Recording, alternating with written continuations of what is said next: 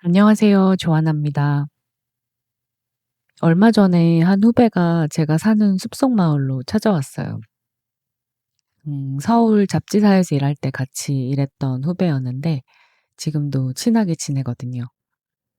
오랜만에 만나서 이제 해가 저무는 줄도 모르고 숲길을 걸으며 두서없는 이야기들을 두런두런 나누고 있는데 후배가 얼마 전 겪었다는 이야기를 꺼내는 거예요.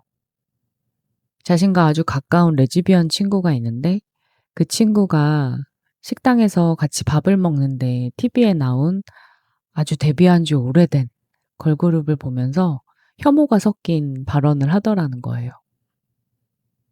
뭐 여성을 상품화해서 뭐 "저 여자들도 이제 나이가 먹었으니 뭐 한물 같다." 뭐 이런 식의 발언이었던 것 같아요. 그러면서 후배가 "어떻게 같은 여성으로서 그것도 성소수자로서 다른 여성을 그렇게 쉽게 조롱할 수 있을까?"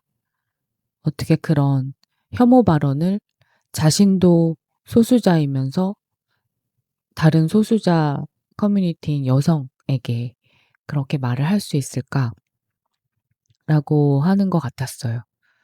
그 후배의 목소리에는 실망과 함께 풀리지 않는 의문이 담겨 있더라고요. 저는 그때 영화 에밀리아 페레즈로 칸 영화제 여우주연상을 받은 트랜스젠더 배우 카를라 소피아 가스콘의 이야기가 떠오르더라고요.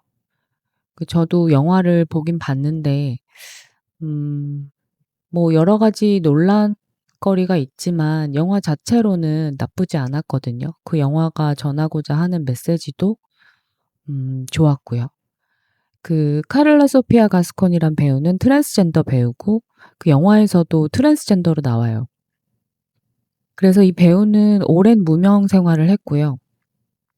세상의 가장 높은 곳에 섰죠. 이 에밀리아 페레즈라는 영화를 통해서 칸 영화제 여우주연상을 받은 최초의 트랜스젠더 배우가 되었고 또 오스카에도 노미네이트된 최초의 트랜스젠더 배우가 되었어요. 이렇게 막 그녀에게 스포트라이트가 쏟아지자 과거 그녀가 이제 SNS에 남겼던 수많은 혐오 발언들이 수면 위로 떠오른 거죠. 대부분 아시안이나 아프리카계 배우, 그리고 그들의 작품을 향한 비하나 조롱이 주를 이뤘습니다.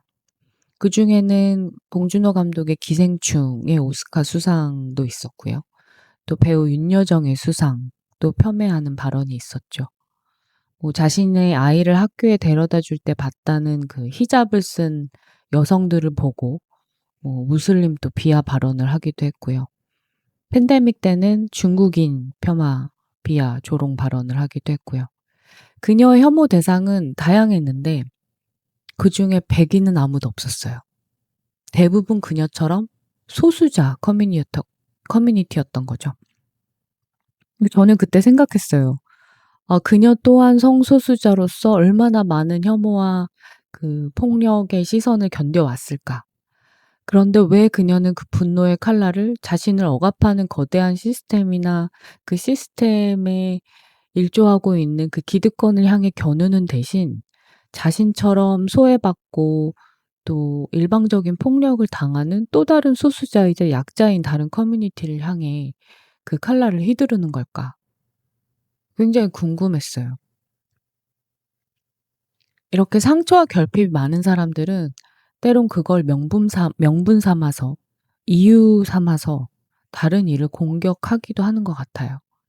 그런데 그 공격은 기이하게도 자기보다 강한 자가 아닌 자신만큼 혹은 자신보다 더 약하고 만만해 보이는 이들을 향할 때가 많죠. 왜 우리는 연대하는 대신 서로의 상처를 확인하며 또 더 깊은 상체기를 내려고 하는 걸까요? 성소수자인 그녀가 어떻게 또 다른 소수자를 공격할 수 있는가? 혐오를 당한 자가 어떻게 또 다른 이를 혐오할 수 있는가? 사실 이런 일은 우리 주변에 넘치죠. 백인은 주로 흑인을 공격하고 흑인은 아시안을 공격합니다. 이런 사례는 우리가 코로나 팬데믹을 지나면서 너무 많이 본 것 같아요. 그 기득권은 장막 뒤에서 가면을 쓰고 샴페인을 홀짝거리면서 자기보다 약하고 만만한 약자와 소수자를 혐오하며 서로 죽이는 걸 게임처럼 즐기죠. 혐오는 언제나 아래로만 흐르는 것 같아요. 절대 위를 향하지 않아요. 자신의 상처와 고통을 다른 이를 찌르는 명분과 무기로 이용할 수 있는가? 저에게는 이 가스콘이란 배우의 모순이 없는가? 한번 돌아봅니다. 저 역시 비슷한 경험이 있는데요. 서울에서 잡지사 다닐 때 사실 제가 노동자라거나 뭐 소수자라는 인식을 잘 못하고 살았어요. 아무래도 이 잡지사 기자라는 일이 여기저기 돌아다니면서 "저 기자입니다." 하고 명함을 주면 "아이고 기자님, 기자님." 하는 일이거든요. 그래서 자신 스스로 좀 오만해질 수밖에 없는 것 같아요.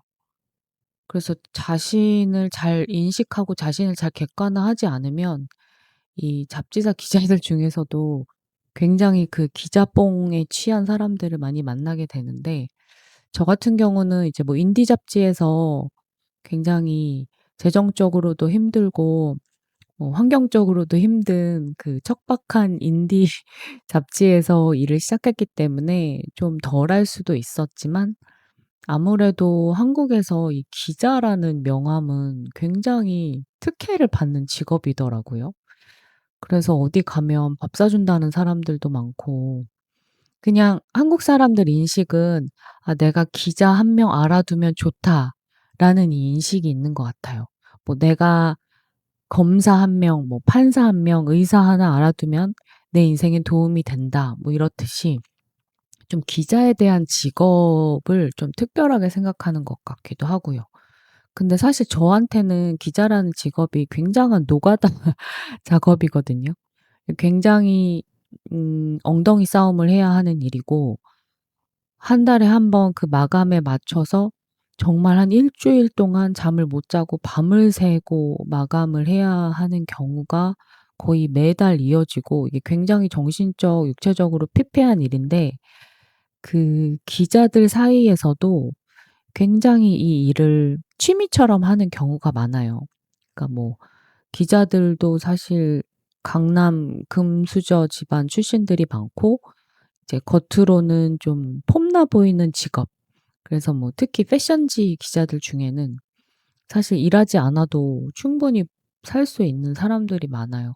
그래서 이 사람들이 이제 자신의 취향을 누리기 위해서 기자를 하는 경우도 많고, 저는 그 사이에서 이제 끼어서 일을 하다 보니 그전에 가지고 있던 제 인디에서 배운 그 저항 정신이 괜히 이제 괜히, 괜히 막 올라오는 거죠.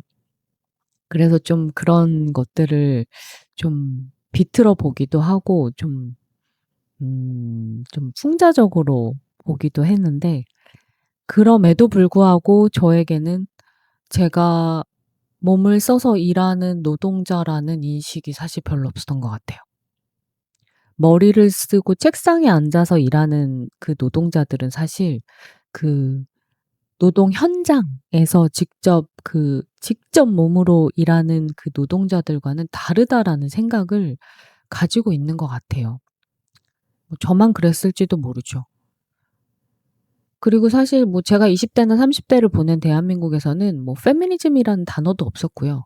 뭐 여성 인권 뭐 이런 단어는 아예 존재하지 않았어요. 그런 개념 자체도 없었어요. 개념 자체가 없었으니 뭐 토론도 없었고 뭐 공론화도 안 됐고, 뭐 아무도 그런 이야기에 귀 기울이지 않았고, 또 어떻게 하면은 그런 것에 대해서 말을 해야 할 수 있는지도 몰랐던 시절이었죠. 그냥 저는 본능적으로 여자로서 사회생활을 하기 위해서 나름의 생존력을 발휘해서 살아갔던 것 같아요, 그때그때. 그러다가 해외에 나가서 다이빙 강사로 사는 즉시 저는 그 즉시 그 순간에 소수자가 되었습니다. 말 그대로 외국인이자 여성, 그리고 노동자가 된 거죠. 내가 아무리 잘났든 능력이 있든 내가 얼마나 노력을 했든 이 세계는, 이 지구 이 세계는 분명 인종만으로 인간의 등급을 나누는 견고한 시스템이 있어요. 분명히 있어요. 오죽하면은 제가 너무 그런 걸로 절망했을 땐 '아 난 다음 생에는 한번 백인 남자로 태어나서 살아보고 싶어.'라고 탄식한 적까지 있을 정도였으니까요. 코로나19 팬데믹 때는 제가 케이프 다이빙을 하러 멕시코에 갔다가 발이 묶인 적이 있어요. 한국으로 돌아오는 비행기도 끊기고 모든 비행기가 끊겨서 이제 오도 가도 못하는 신세가 된 거죠. 그래서 제 의지와 다르게 이제 멕시코에서 장기 생활을 하게 됐는데, 당시 그 윗동네 깡패 트럼프 대통령이 매일 아침 뉴스에서 TV만 틀면 차이나 바이러스, 차이나 바이러스 막 이렇게 외치는 거예요. 그때 당시 멕시코 대통령도 "코로나는 감기나 다름없다."라고 말하면서 아주 그 멕시코 국민의 생명과 안전을 아주 우습게 여기더라고요. 그 당시에 멕시코의 코로나 사망자가 미국 다음으로 치솟았어요. 전 세계 탑3 였어요. 그러니까 이렇게 평범한 사람들은 그 갈 곳 없는 분노를 그 위로부터 위에 그 뭐 정치권이나 기득권의 뭐 시스템이나 이런 법률이나 규제, 아니면 뭐 정부의 발빠른 대응, 이런 것이 없어서 뭐 주변에 가족을 잃고 내 친한 친구를 잃고 이 코로나로 목숨을 잃은 사람들의 그 가족들은 이 갈 곳 없는 분노를 아시안 헤이트로 풀었던 것 같아요. 그 당시 전 세계 곳곳에서 아시안의 생김새를 가진 사람들이 이유도 없이 린치를 당했죠. 아시안의 생김새를 가졌지만 그 나라에서 태어나 평생을 그 나라에서 자란 사람도 있단 말이죠. 그런 거는 전혀 고려 대상이 되지 않고 그냥 아시안처럼 생기면, 그냥 검은 머리카락, 검은 눈동자를 가지면 무조건 린치를 당하는 거예요. 무조건 혐오의 대상이 되는 거죠. 그거 굉장히 무서운 거예요, 여러분. 저는 그때 정말 생존의 위협을 느꼈습니다. 저는 그때 너무 겁에 질려서 막 생필품을 사러 마트에 가는 것조차도 아무 죄 지은 것도 없고 잘못한 것도 없는데 괜히 벌벌 떨면서 막 괜히 얼굴 가리고 막 아시안 아닌 것처럼 할 수 있는 방법은 다 썼던 것 같아요. 그래서 당시 아마존에서 그 해외에 사는 아시안들이 자기들 살겠다고 "I'm not Chinese, I'm Korean. I'm not Chinese, I'm Taiwanese. I'm not Chinese, I'm Japanese." 뭐 이런 식으로 "나는 중국인이 아니에요." 뭐 "한국인이에요." "나는 중국인이 아니에요." "일본인이에요." 뭐 "대만인이에요." 이렇게 크게 쓰여진, 그런 문구가 크게 쓰여진 티셔츠가 정말 불티나게 팔렸어요. 저도 한동안 그 티셔츠를 사서 입고 다녀야 하나 진지하게 고민을 했거든요. 당장 내 생명과 안전이 위험하니까 길거리도 마음 놓고 걷지 못하는 게 억울하고 서럽고, 아니 지금 코로나의 팬데믹 때문에 비행기 끊겨서 집에도 지금 못 가는 것도 서러운데 이렇게 아시안이라는 생김새, 그러니까 아시안으로 태어났다는 그 인종, 내가 바꿀 수 없는 이 요소 하나만으로 모든 사람들이 혐오의 대상이 된다는 게 정말 서럽고 억울하더라고요. 근데 그게 실제로 제 안전과 생명에 또 영향을 미치고요. 그리고 은근히 중국인들이 미워질 것 같은 거예요. 그래서 티셔츠를 사려고 아마존에서 막 이것저것 클릭을 하고 있는 저를 보니 현타가 오더라고요. 가만 생각해 보니 '중국인이면 해코지해도 된다는 건가? 중국인이면 때려도 죽여도 괜찮다는 건가? 내가 그 생각에 동조하고 있는 건가?' 하는 생각이 들더라고요. 내가 혐오를 당하기 싫다고 해서, 혹은 내가 혐오를 당했다고 해서, 내가 상처를 입었다고 해서 다른 이를 손가락질할 권리가 나에게 있나? 그때 저 스스로에게 깜짝 놀랐어요. 이게 상처의 경험이 들고 누군가에게 혐오를 받는다고 생각하면 누군가를 내 방패처럼 세우기 위해 내가 본능적으로 더 적극적으로 혐오에 앞장서게 될 수도 있다는 것을요. 이 나약하고 비겁한 인간의 본성에 대해서 다시 한번 깨닫는 계기가 됐습니다. 이런 해외에서 보이지 않는 소수자로 살아온 저의 경험은 역설적으로 소수자의 삶에 더 예민해지고 세심해지는 계기가 되었어요. 태국에 돈을 벌러 온 그 태국보다 더 가난한 나라에서 온 미얀마 친구들도 많이 만났고, 그들의 삶과 그들의 인생과 그들이 미얀마에서 태어났기 때문에 그 이유 하나만으로 겪어야 했던 그 삶의 궤적들에 귀 기울일 수 있었고, 또 자신의 나라에서 받아들여지지 못해서 자유를 찾아온 성소수자 친구들도 전 세계에서 많이 왔는데, 그 친구들과 만나서 이야기할 기회도 많았어요. 해외 생활 초반에는 저도 한국에서 나고 평생을 자라왔다 보니 자연스럽게 체득된 그 대화법이 있잖아요. 한국 사람들만의 대화법. 그거를 아무 문제의식 없이 새로운 사회에 적용을 했던 것 같아요. 무지하고 또 오만했죠. 잘 알지도 못하면서 막 초면에 나이가 몇이냐, 연애는 하냐, 결혼은 했냐, 결혼했다고 하면은 이제 또 애는 있냐, 애가 없다 그러면 왜 애를 안 낳냐, 결혼 안 했다 그러면 왜 빨리 결혼 안 하냐, 막 그런 질문을 퍼붓는 한국 문화를 한국에 사는 동안 그토록 싫어했으면서도 저도 어쩔 수 없는 한국인인 거죠. 어느 날 함께 일하면서 안면을 튼 영국 친구랑 이런저런 이야기를 나누고 있었어요. 그 친구랑 이제 같은 다이빙 센터에서 같이 일한 지 이제 몇 개월 됐고, 사실 뭐 그 친구들의 사회는 뭐 서로 나이를 묻거나 뭐 결혼 여부 뭐 이런 거 사생활 여부를 처음 만났을 때는 잘 묻지 않고, 심지어 저는 그 해외 생활을 하면서 그 같이 일했던 오랜 동료 중에 진짜 나이를 몰랐던 친구들이 한 2년 3년 동안 막 나이를 모르고 계속 지내다가 한 2년 3년 후에 우연히 뭐 나이를 말할 기회가 있어서 "와 너 뭐 30 이야? 와 너 40 이야? 너 뭐 35 이었어? 와 몰랐네." 막 이랬던 적도 있어요, 진짜로. 그래서 저도 이제 자연스럽게 점점 그 친구들의 문화를 배워서 뭐 초면에 나이를 묻거나 막 이런저런 막 세세한 정보들을 묻지 않는 편이죠. 그래서 이 영국 친구의 사생활에 대해서도 제가 잘 모르는 상황이었는데, 이제 어느 정도 뭐 몇 개월 같이 일하고 이제 친하게 지냈으니까 '뭐 이 정도는 물어봐도 되겠지?' 하고 제가 그 친구한테 이제 궁금해서 이제 좀 더 가까워지자는 의미로 이제 "야 너 여자친구 있어?" 이렇게 물어봤어요. 이제 이 정도의 질문은 해도 되는 사이라고 생각을 했던 거죠. 근데 그 친구가 한 몇 초 동안 이제 침묵을 지키다가 이렇게 답하는 거예요. "나 남자친구 있는데?" 그러면서 그 친구가 눈을 찡긋하면서 저한테 말을 하는 거예요. 근데 그 순간 저는 망치로 머리를 꽝 하고 얻어맞은 듯 그 부끄러움에 아주 몸서리를 치면서 그 친구에게 바로 사과를 했어요, 미안하다고.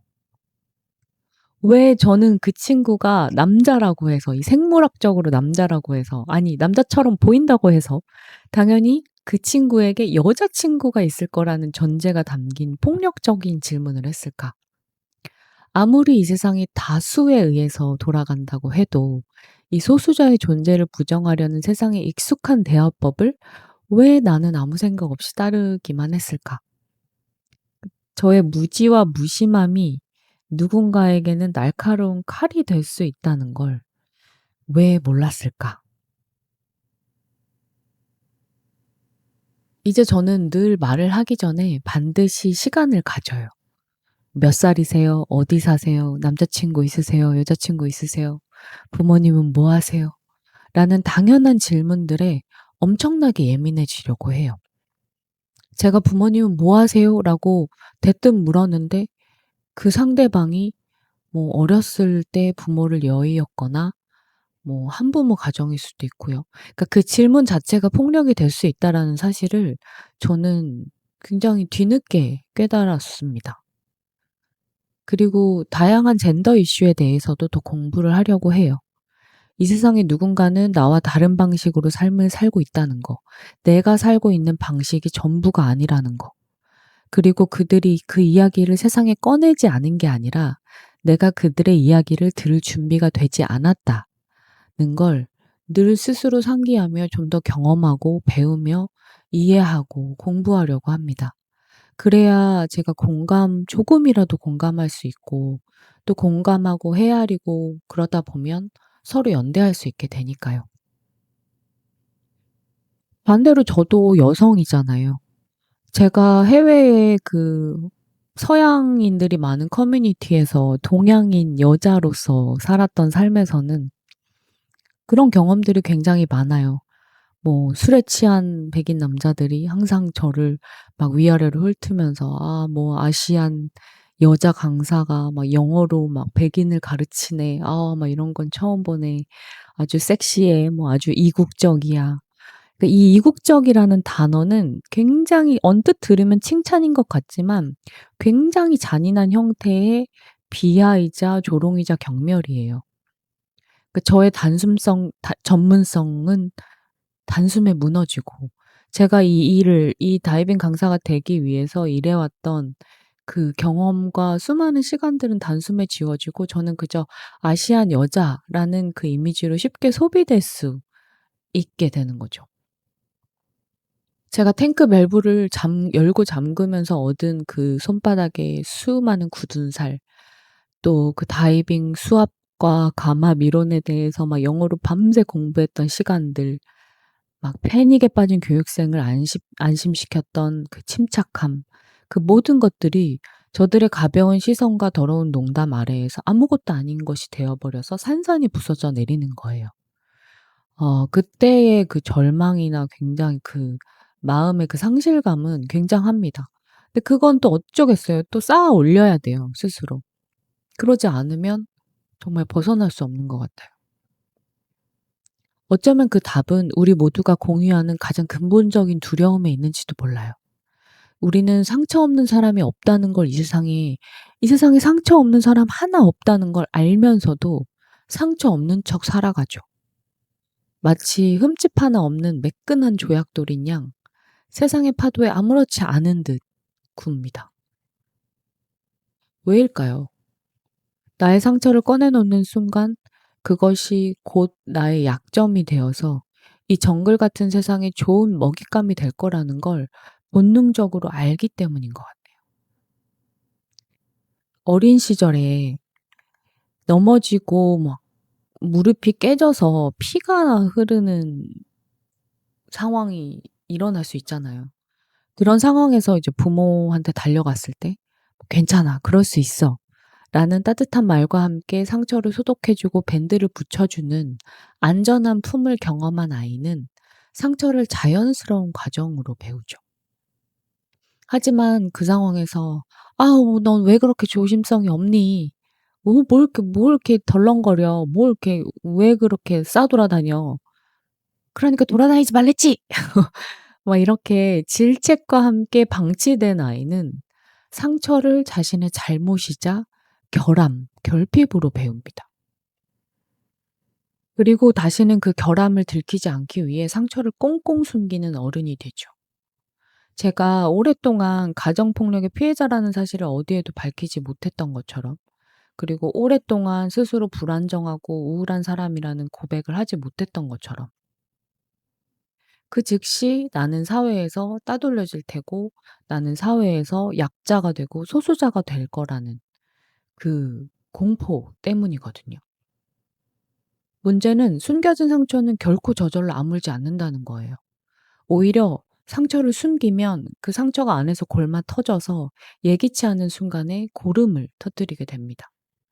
그것은 때로 이유 없는 분노로, 때로는 깊이를 알 수 없는 우울로, 그리고 때로는 나보다 약한 이를 향한 날카로운 무기가 되어 나타나요. 심리학에서 말하는 전치처럼 말이죠. 거대한 벽 앞에서 느낀 무력감과 분노를 감당할 수 없는 그 대상에게 표출하는 대신 안전하고 만만한 다른 대상에게 돌려버리는 걸 말하거든요. 시스템의 폭력에 상처 입은 소수자는 그 시스템에 저항하는 대신 또 다른 소수자를 혐오하며 자신이 겪은 모멸감을 전가합니다. 그렇다면 우리는 어떻게 해야 할까요? 이 험악한 세상에서 나의 상처를 안전하게 꺼내놓고 치유할 방법이 있기는 한 걸까요? 먼저 제가 썼던 방법을 여러분에게 말해 드리고 싶어요. 먼저 모두에게 용감할 필요는 없는 것 같아요. 상처를 드러내는 용기는 아무에게나 내 모든 것을 보여주는 만용과는 달라요. 그것은 나의 상처를 받아줄 단 한 사람 혹은 단 하나의 안전한 항구를 찾아낼 수 있는 지혜에 가깝죠. 우리는 모든 배의 깃발을 흔들 필요가 없어요. 나의 이야기를 진심으로 들어주고 판단하지 않고 그저 함께 있어줄 작은 조각배 하나면 충분합니다. 그것이 마음에 맞는 친구일 수도 있고 전문적인 상담사일 수도 있고 혹은 이름 모를 이들이 모인 익명의 커뮤니티일 수도 있죠. 중요한 것은 누구에게 보여주느냐예요. 여러분이 혹시 지금 너무 어두움 속에서 혼자서 길을 잃은 기분이고 누구에게도 말할 대상을 찾지 못해서 답답한 심정이라면 제가 있습니다. 저에게 그냥 벽 보고 말하는 심정으로 얼굴도 모르고 잘 모르는 사람에게 말할 때 더 편안함을 느낄 때도 있거든요.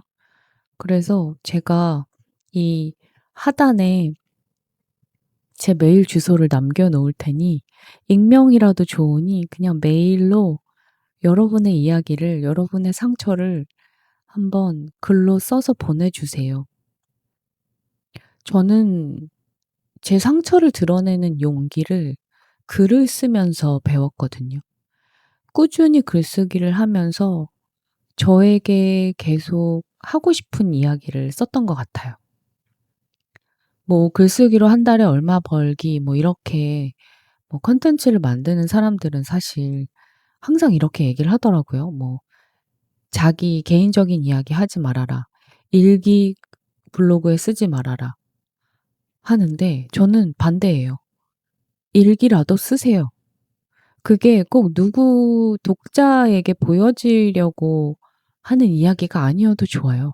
자기 스스로에게 그냥 자기만 보는 이야기라도 그 글은 충분히 가치가 있어요. 자기 자신에게 쓰는 글이 자신을 얼마나 다독여 주고 용기를 주게요.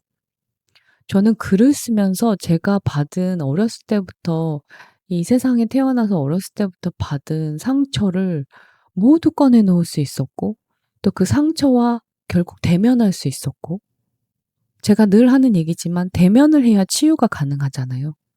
그래서 조금씩 조금씩 제 상처를 치유해 가기도 하고 있어요. 절대 그 일기처럼 쓰는 글을 폄하하면 안 돼요. 그래서 여러분들이 글을 쓰셨으면 좋겠어요. 혼자 보는 글이든 여럿이 보는 글이든 혹은 저에게만 보여주는 글이든 상관없어요. 그래서 여러분이 정말 길을 잃고 외롭고 아무도 이야기할 대상이 없다고 느껴진다면 저에게 메일로 글을 써주세요. 두 번째는 상처에 이름을 붙여 주어야 한다는 거예요. 숨겨진 상처가 우리를 지배하는 이유는 그것이 형태 없는 두려움이기 때문이거든요. 형태가 없으면 그 크기를 가늠할 수 없기 때문에 그 두려움의 공포도 사실 점점 커지기만 해요. 우리는 그저 막연하게 아프고 또 막연하게 괴로워하고 막연하게 우울해하는 경우가 많습니다. 하지만 나의 아픔을 언어로 꺼내놓는 순간 우리는 비로소 그 상처와 마주설 수 있게 되거든요. 글을 쓰든 누군가에게 말을 하든 나의 경험을 하나의 이야기로 만드는 과정은 혼돈의 질서를 부여하는 행위라고 생각해요. 이 이름이 붙여진 상처는 더 이상 나를 집어삼키는 괴물이 아니라 내가 관찰하고 이해할 수 있는 하나의 대상이 됩니다. 세 번째로 나의 상처를 지도로 만드는 거예요. 이 안전한 항구에서 나의 상처에 이름을 붙여 주었다면 이제 우리는 그 상처를 새로운 방식으로 사용할 수 있는 거죠. 더 이상 이 상처들은 나를 공격하는 무기가 아니라 혹은 다른 사람들을 공격하는 무기가 아니라 다른 길 잃은 사람들을 위한 지도가 될 수 있어요. 그렇다면 나의 상처가 다른 이를 찌르는 무기가 되지 않도록 하는 나만의 명확한 답은 무엇일까요? 그것은 나의 상처를 다른 누구도 아닌 나 자신이 먼저 알아봐 줘야 한다는 거예요. 타인을 향해 날카로운 말이 튀어나오려는 순간 저는 항상 멈춰 서서 물어요. 스스로에게. 지금 말하는 것은 누구인가? 현재의 나인가? 아니면 과거에 상처 입은 나의 어린 아이인가? 나의 상처는 타인을 공격할 면죄부가 될 수 있을까? 나의 상처는 오직 내가 보살펴야 할 나의 정원입니다. 그렇게 나의 상처를 온전히 나의 것으로 끌어안을 때 비로소 상처는 무기에서 나침반으로 변해요. 타인의 행동에서 나의 상처를 보는 대신 나의 상처를 통해서 타인의 아픔을 헤아리게 되는 거죠. 제 실패담은 비슷한 실패 앞에서 좌절하는 이에게 당신 혼자가 아니다라는 가장 큰 위로가 될 수 있어요. 제가 겪은 결핍에 대한 고백은 같은 결핍으로 고통받는 이에게 깊은 연대감을 줄 수도 있고요. 나의 상처가 한때 얼마나 아팠는지, 그리고 그 상처를 안고 어떻게 살아가는지를 이야기할 때 우리는 비로소 상처 입은 치유자가 될 수 있습니다. 나의 섬이 왜 위태롭고 때로는 황량했는지 솔직하게 보여줄 때 다른 이들은 자신의 섬을 가꾸는 법을 배웁니다. 그렇게 각자의 섬이 단단해질 때 비로소 우리는 서로를 향해 의존의 다리가 아닌 두 개의 독립된 세계가 서로를 존중하며 만나는 연결의 다리를 놓을 수 있다고 생각해요. 이것이 바로 제가 꿈꾸는 느슨한 연대의 시작입니다. 상처를 드러내는 건 약하다는 증거가 아니에요. 그것은 내가 이 모든 아픔에도 불구하고, 그럼에도 불구하고 살아남았다는 가장 강력한 생존의 증거가 됩니다. 그리고 그 상처를 통해 타인의 아픔을 헤아릴 수 있게 되었다는 가장 깊은 성숙의 증표가 되죠. 당신의 상처는 결코 당신의 약점이 아니에요. 이것만은 꼭 기억했으면 합니다.